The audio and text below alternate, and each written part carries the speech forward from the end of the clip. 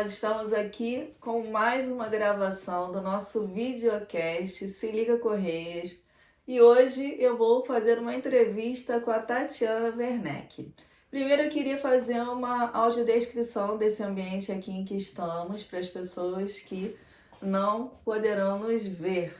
Nós estamos aqui com uma parede lilás por trás de nós, um quadro onde tem desenhado um microfone com as montanhas, que é a nossa logo aqui do nosso videocast. Temos uma bandeira dos povos andinos, que é quadriculada, colorida, dos indígenas. Estamos numa mesa branca, temos aqui na nossa frente umas tampinhas e uns lacres de alumínio, umas tampinhas plásticas coloridas. Eu sou uma mulher de cabelos escuros, estou com uma blusa verde, tenho cabelo longo, tenho pele branca. Tatiana também é uma mulher de pele branca, ela também está com uma blusa estampada colorida, tem os cabelos castanhos. E com isso nós descrevemos mais ou menos esse ambiente e vamos conversar essa nossa conversa que está dentro de um projeto que nós aprovamos na Lei Paulo Gustavo pela Prefeitura de Petrópolis e estamos muito felizes de estarmos nos comunicando com a nossa comunidade, com a nossa cidade, com as escolas, com todas as pessoas que precisam e merecem conhecer os projetos que são desenvolvidos aqui na nossa área de Correios, que é uma área muito diversa, muito rica, porque nós temos zona rural, temos a parte urbana, nós temos prédios históricos em Correios, temos comunidades com menor poder aquisitivo, com residências diferentes e todo tipo de população. Então, nós queremos apresentar para vocês Correios e estamos fazendo isso através de projetos como esse que nós vamos focar agora, que é o Jardim da Consciência. Bem-vinda, Tatiana, que bom que você veio aqui falar Obrigada. Um pouquinho para a gente desse projeto. Então, esse projeto Jardim da Consciência se chama Jardim da Consciência Cultivando a Educação Ambiental e Agroecologia na Escola Municipal Odete Young Monteiro. Sim, Tatiana, a Odete Young Monteiro fica ali na subida do Bonfim? Isso, uma escola municipal na subida do Bonfim. Isso. E Tatiana, eu queria que você contasse um pouquinho sobre a sua formação, né? Por que você fez essa proposta, né? E o que você estudou antes de chegar a esse Jardim da Consciência? Então, eu sou formada em zootecnia, e aí lá na Rural, na Universidade Federal Rural do Rio de Janeiro, que é a parte que estuda nutrição animal, principalmente. E depois o tempo foi passando, eu fiz mestrado em ciências veterinárias, sempre envolvida muito com as questões ligadas à natureza, meio ambiente, mas eu comecei a sentir muita falta de coisas que eu não tinha nessas formações, né, que era relacionado à educação. Comecei a estudar por conta própria, né, me envolvendo principalmente na área de agroecologia, e comecei a me interessar muito na parte de educação, né? E aí eu decidi fazer uma outra licenciatura, que foi uma outra graduação, que foi a licenciatura em Ciências Agrícolas. Então, já é uma parte que estuda mais as questões mais técnicas de plantio, de educação do campo, educação em escolas técnicas. E aí eu comecei a me encontrar mais nessa profissão, assim, né? Eu comentei aqui com a Tatiana que a gente está conversando, espero que com muitas pessoas, que muitos alunos de várias escolas estejam assistindo o nosso videocast, porque nós vamos disponibilizar esse link para muitas pessoas, porque queremos que cada vez mais pessoas conheçam o nosso bairro, conheçam a comunidade e principalmente conheçam e copiem os bons projetos, né? Porque tudo que a gente traz aqui é um exemplo, né? Nós admiramos antes para trazer de exemplo para vocês que estão nos assistindo. E eu perguntei para a Tatiana o que é a agroecologia, para ela explicar para a gente, né? Então, a agroecologia, ela ainda não é bem definida assim, o termo, né? Mas é uma ciência, mas também uma prática de, de maneiras de como usar o solo de forma mais sustentável, de forma que não degrade tanto o meio ambiente, que diminua os impactos causados pelo ser humano no plantio. Então, existem várias técnicas que são praticadas e, inclusive, existe dentro da agroecologia, né, o resgate, não sei se é exatamente o termo usado, dos saberes populares, então dos saberes populares e ancestrais. Então, como que os povos indígenas cultivam e cultivavam, como é que os povos tradicionais, quilombolas. Então, não é simplesmente uma técnica que é somente estudada dentro de uma universidade e levada para o campo, é também a integração dos saberes, né, de todos os saberes para usar da melhor forma que cause menos impacto ao meio ambiente.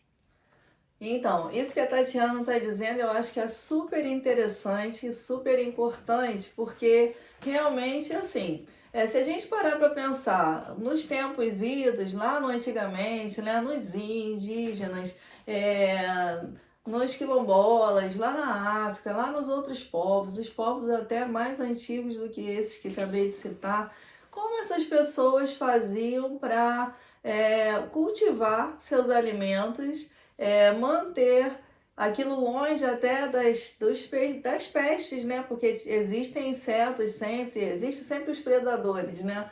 E como é que eles faziam isso? Era um manejo natural.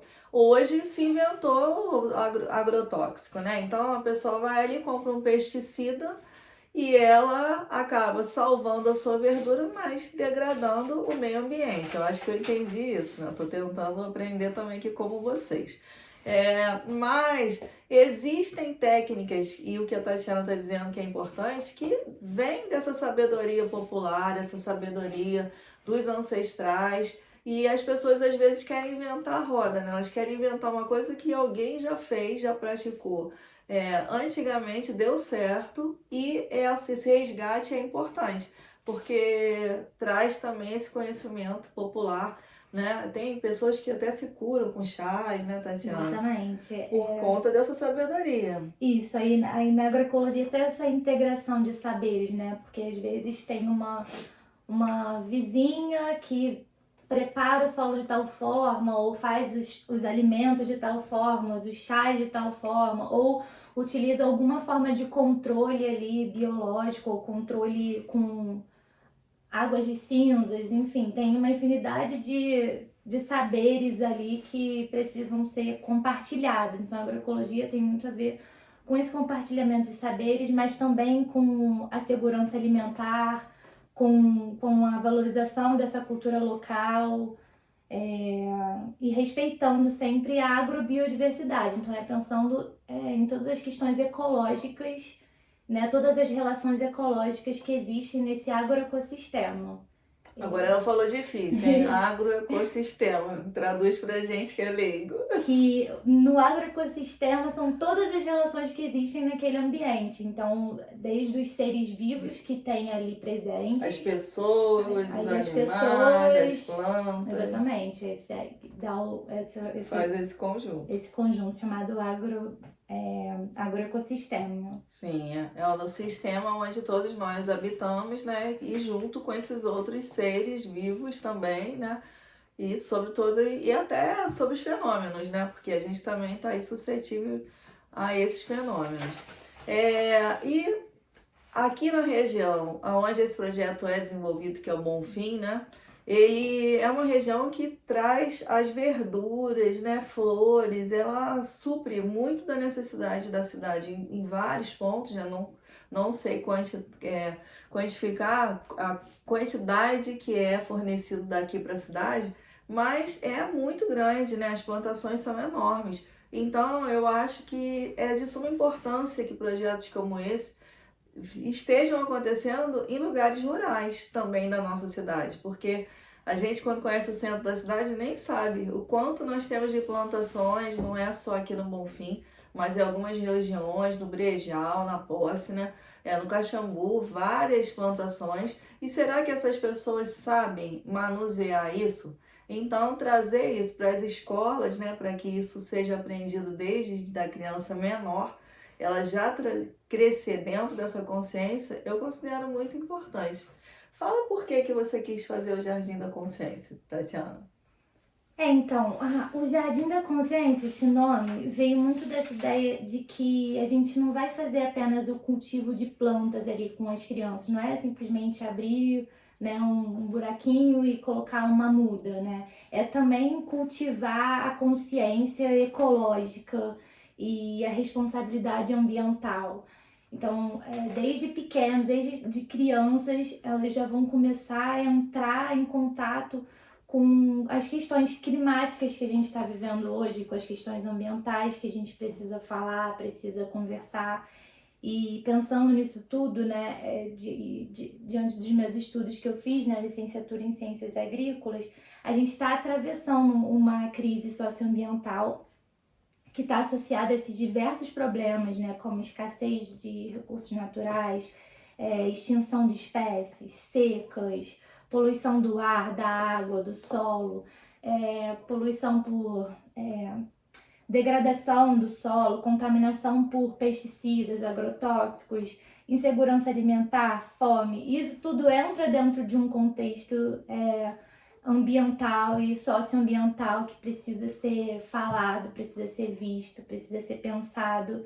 E aí entra essa parte de uma educação ambiental também crítica, né? Não é simplesmente estar ali e plantar, mas entender a importância desse ato de plantar, a importância do ato de se alimentar. Então, E de se alimentar muitas vezes de recursos naturais que a natureza, se a gente cultivar, ela dá pra gente, né?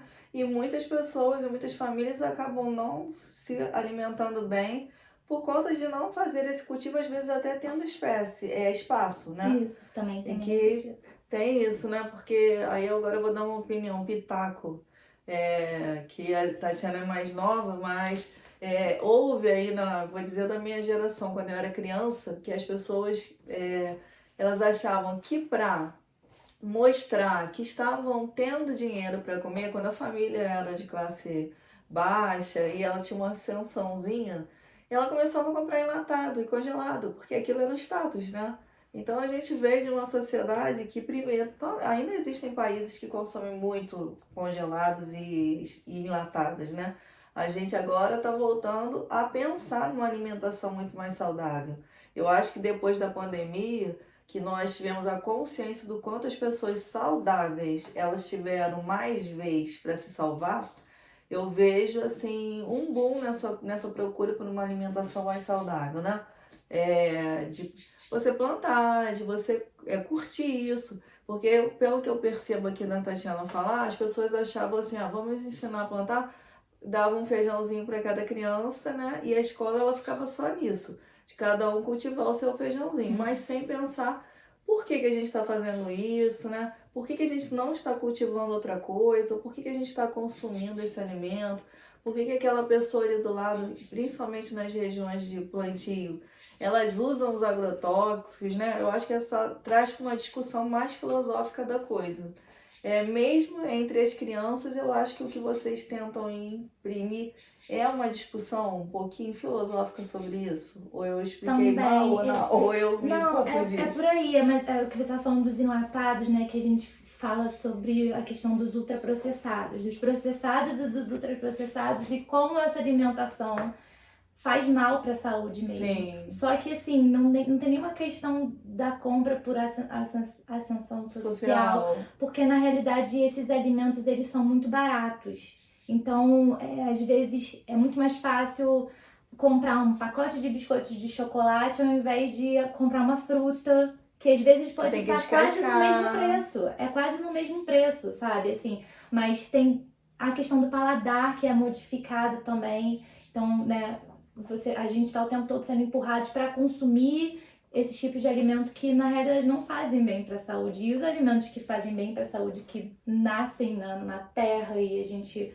né, tem até facilidade de ter isso mais próximo da zona rural, mas indo em feiras agroecológicas, a gente consegue tá consumindo alimentos mais saudáveis, né? E a gente precisa desse esforço também da mudança do paladar, porque a gente está muito habituado agora, né? A gente vai fazer um macarrão, a gente compra molho de tomate, sendo que a gente pode fazer um molho de tomate com os próprios tomates. Então, assim, a gente foi perdendo isso com a própria aceleração, assim, da vida, né? Do trabalho, da correria, e a gente vai trazendo vários outros problemas que a gente não percebe, que é a obesidade, que é principalmente, né, questões de segurança alimentar mesmo, né? Todas essas coisas. E aí,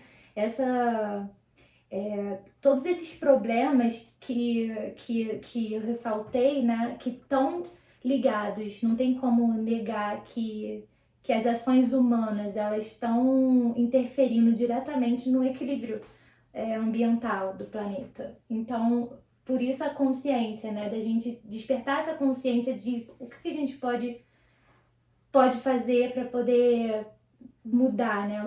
Onde que a gente pode fazer para mudar? E aí eu encontro educação nesse espaço, né? Então, como que a agroecologia na escola, a educação ambiental na escola pode permitir que haja uma mudança no futuro, né? Ou no próprio presente, né? Enquanto no processo que está acontecendo, né? Porque ela vai permitir, primeiro, um maior contato com a terra, né? Com a terra mesmo, com a mão na terra, com contato com o meio natural, com as relações que existem na natureza. Então, vai aparecer uma joaninha, vai aparecer uma aranha, vai aparecer uma borboleta, e tudo vira uma discussão sobre aquilo que está aparecendo, né?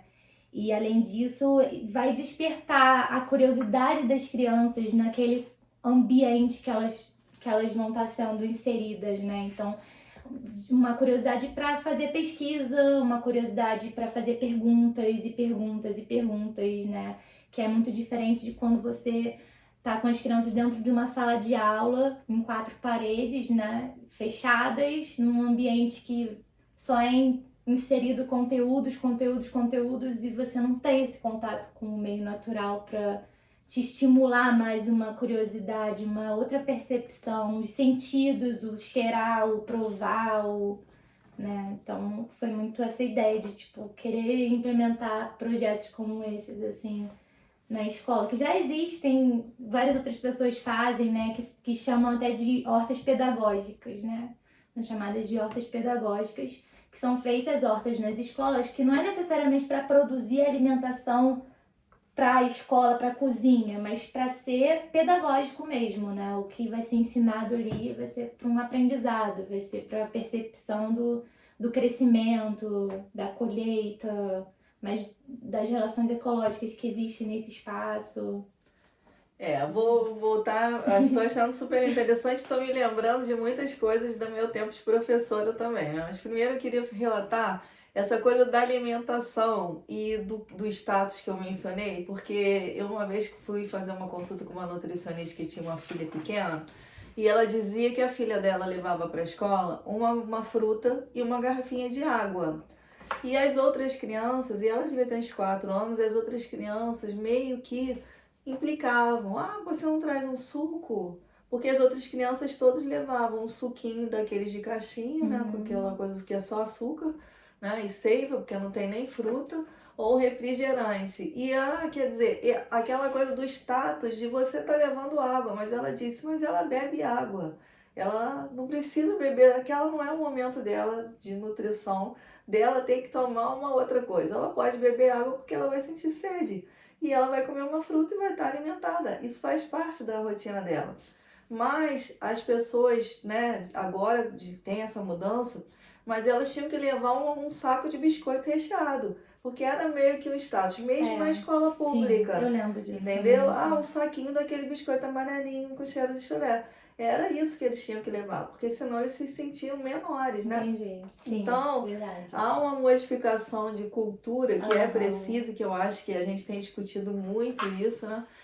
De realmente a gente parar de tomar tanto refrigerante, né? Tem muitas pessoas que conseguiram se libertar do refrigerante na vida, de fazer trocas por coisas mais saudáveis. Mas é muito mais fácil quando se trabalha na educação. Eu também sempre acredito que a educação, ela é o início de tudo. Se não passar pela educação, eu vejo um lixo jogado na rua no lugar errado, para mim aquilo é questão da educação.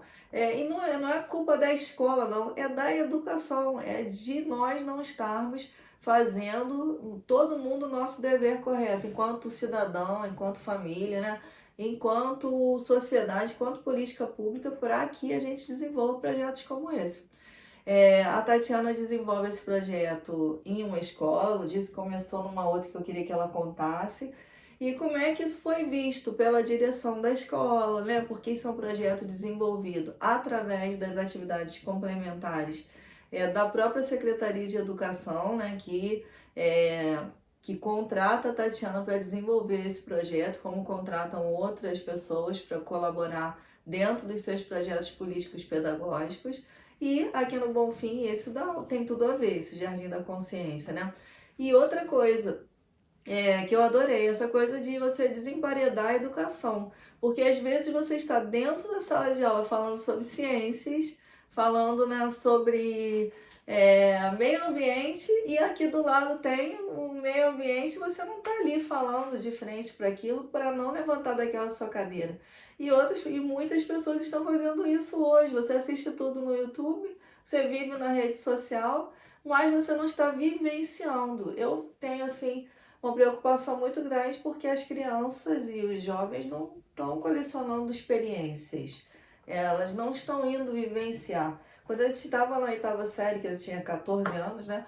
Nós pegamos uma mochila e fomos acampar na casa de uma amiga, as pessoas ali, 13, 14 anos, só para ter a experiência de acampar. A gente não foi acampar em algum lugar diferente, era até no Vale do Cuiabá. Mas ela morava lá no meio do mato e a gente foi no quintal da casa dela, tudo bem. Mas a gente teve uma experiência. E eu me preocupa que experiências essas pessoas estão tendo em casa agora, né? De não fazer uma horta, do pai não sair com o filho, fazer um piquenique, né? Um dia ensolarado, não estar na natureza. Só essa coisa de estar na natureza, isso nutre muito a gente, né? Ainda mais num contexto que a gente está vivendo hoje das telas, né, dos celulares. Então, essa questão do emparedamento, né, e do desemparedamento, tem uma educadora, Leia Tiriba, que ela fala muito sobre essa questão do desemparedamento, né, nas escolas, porque se essas crianças, esses jovens já passam metade dos seus dias ou mais dentro das escolas, e depois quando vão para casa ficam também dentro de quatro paredes, né?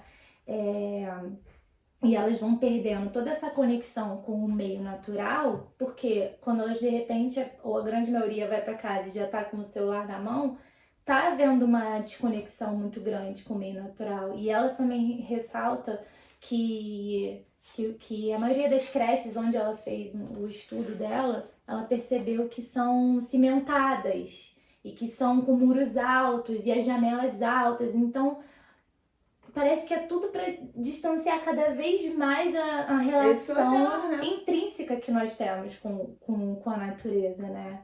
E o quanto que isso vai gerando vários problemas psicológicos, psicomotores, por estar emparedados. Então, essa questão do desemparedamento, que já acontece em muitas escolas, né?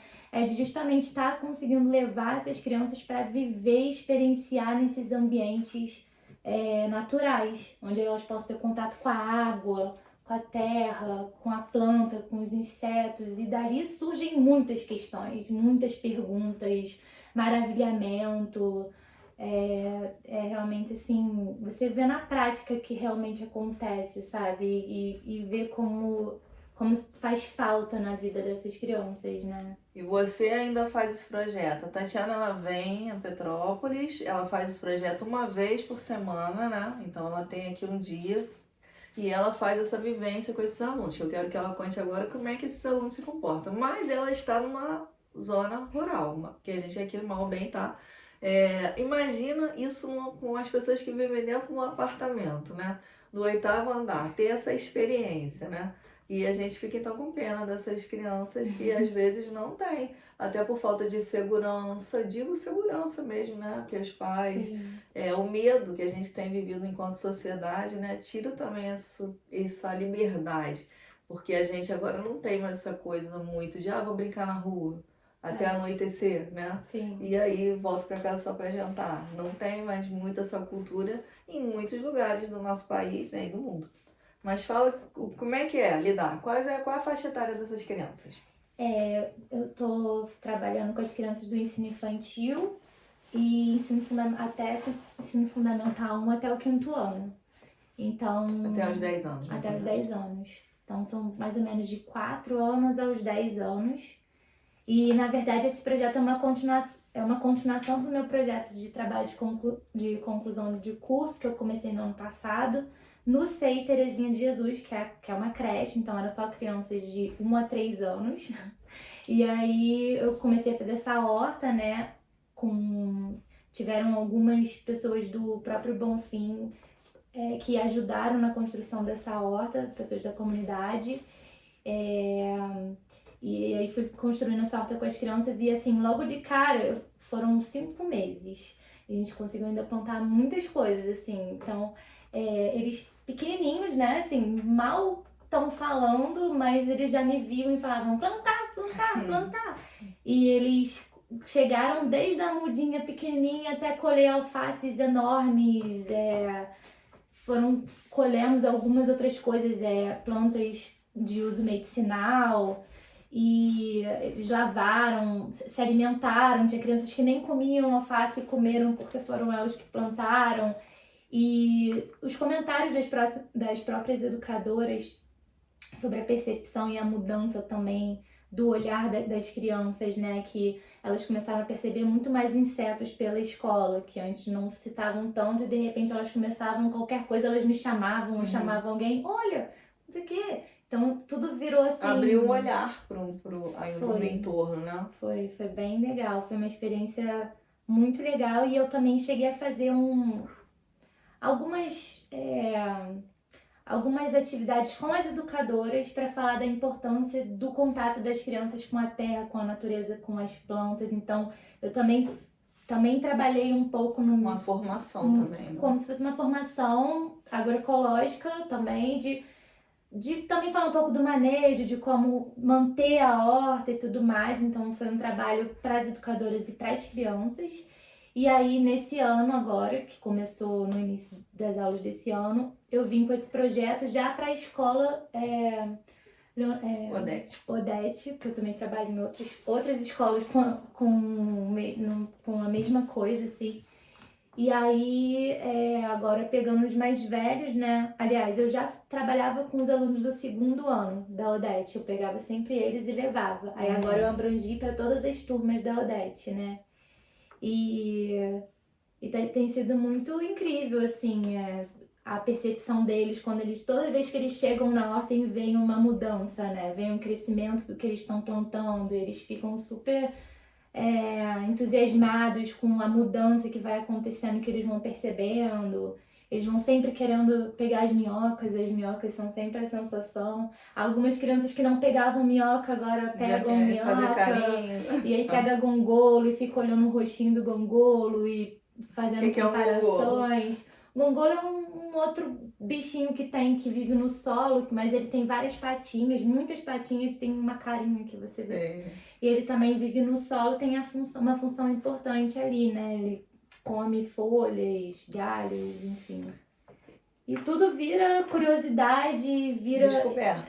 E fora isso a gente consegue usar tudo que a gente está vendo, depois a gente registra de alguma forma. Então hoje a gente faz um desenho e as crianças adoram, sempre fazem desenho sobre a horta, sobre plantas, e escrevem também. Então é todo um exercício, né? Que inclusive a horta pedagógica você consegue inserir todas as disciplinas dentro Sim. dela. Você consegue botar geografia, Matemática, matemática. português, literatura. Exatamente. E eu acho que assim, né? A gente já conseguiu. Já gravamos meia hora, hein? Pra quem tava preocupado que a gente ia. Queria dizer assim que eu acho também que essa experiência de fazer uma horta, né? Que eu também tenho uma horta aqui em casa, é da gente também aprender a lidar com a nossa paciência de esperar, porque cada planta tem seu tempo. E às vezes a gente quer o resultado na vida de tudo muito rápido, né? E ele vai nascer e tem coisa que vai demorar 4 meses, tem coisa que não adianta plantar naquele momento. Então a gente aprende a respeitar também esse tempo da natureza, né? Sim. E a lidar com isso dentro de nós próprios, porque nós precisamos dar esse tempo, né? Tatiana, pra gente encerrar, acho que a gente falou bastante coisa, né? Eu queria que você desse pra gente aí uns conselhos, tipo assim, você vendo o que a gente pode mudar na nossa, com as nossas crianças, né? O que os pais podem fazer para mudar, para já evitar alguns erros que a gente vai cometendo ao longo da nossa vida, principalmente essa questão da alimentação ou de uso da natureza, né? Ou também desse manejo. Uns conselhos básicos? Eu acho que tem uma coisa que tem acontecido, eu não sei desde quando, porque eu entrei na área da educação não faz tanto tempo, mas que existe um receio muito grande dos pais, dos familiares, do contato mesmo da criança com a terra, do contato da criança com o meio externo, pelos perigos que imagino que possa acontecer. Então, às vezes, sei lá, a criança volta com a camisa suja de terra e isso pode ser um problema, mas o que ela estava se divertindo no momento que ela estava pegando a terra é uma coisa que precisa ser contada e ser relevante. Tem muito mais importância do que lavar uma camisa. Tem muito aprendizado nesse momento, muito aprendizado. É o contato com a terra, é o cheiro, é o que mora ali. São tantas coisas que acontecem nesse meio tempo que não é simplesmente se sujou e vai ter que lavar. Ou o contato, por exemplo, na hora de regar, eles adoram quando espirra água neles, ficam felicíssimos. E aí, pô, molhou um pouco e aí por causa disso vai ficar gripado, assim.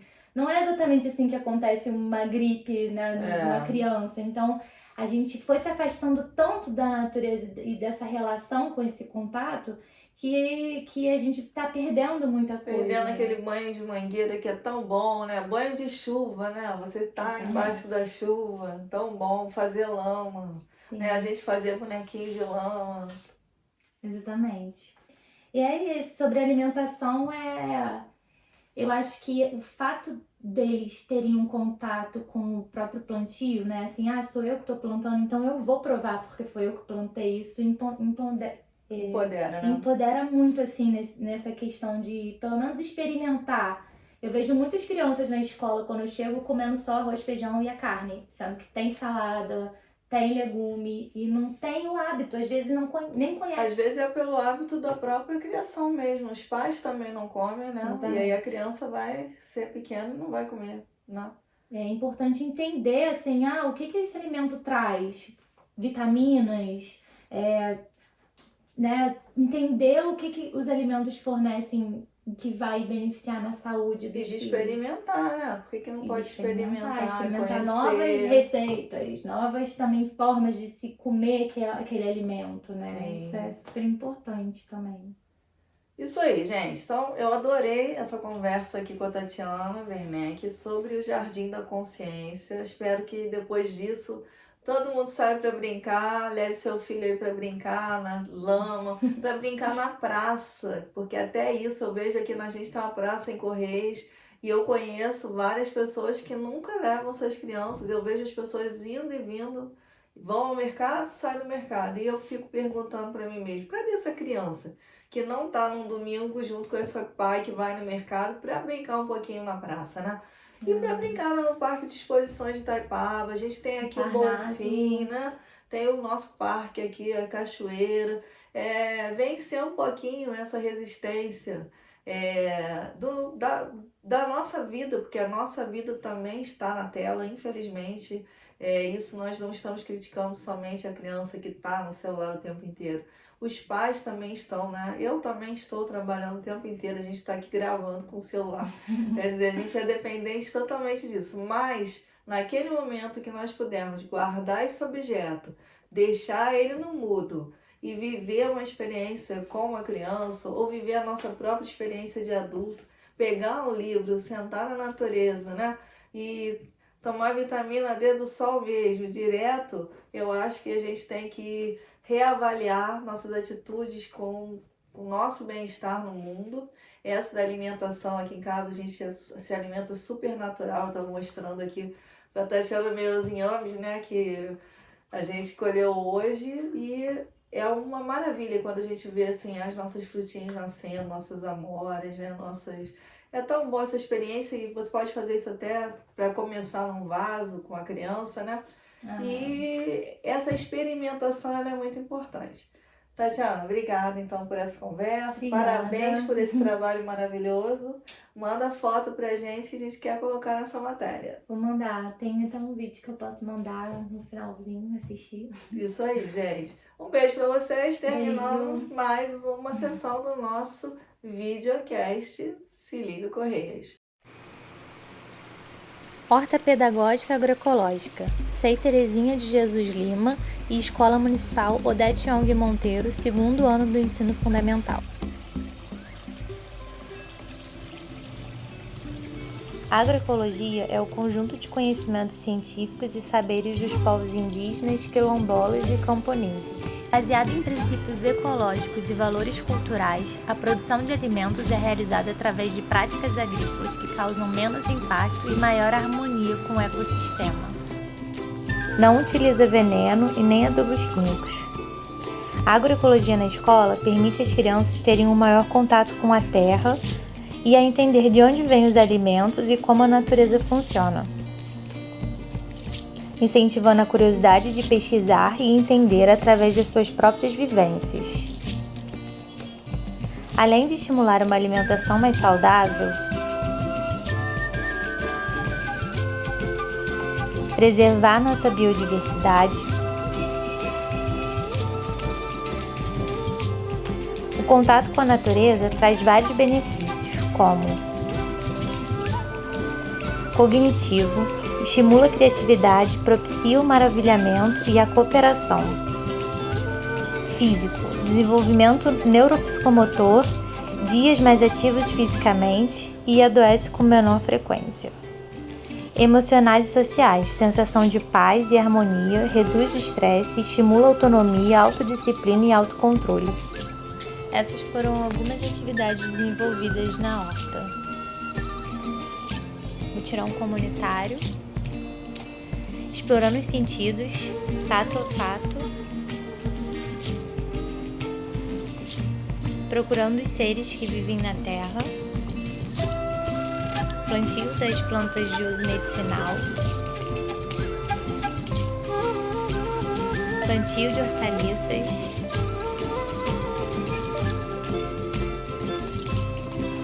cobertura do solo.